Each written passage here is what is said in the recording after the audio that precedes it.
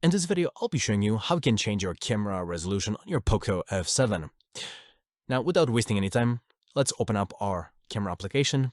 And in here, we have two different resolutions that we can choose for two different purposes. So starting off with the photos, you will need to click right here on this down arrow and then navigate to settings, and you will find picture quality.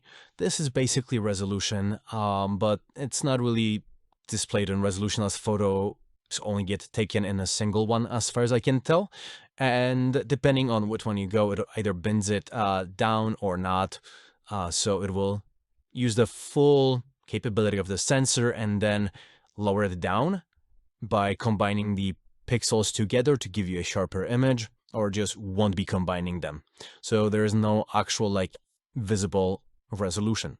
But there is one for videos. If we go to videos tab right here, you can see right here 1080, 30. If you click on this, you can change to 720 or 4K. And at that point, you would be recording at the selected resolution. So I hope you found this video helpful and informative, and if you did, it would mean a lot to me if you could hit like and subscribe. But nonetheless, thank you so much for watching, and I hope you have a great rest of the day.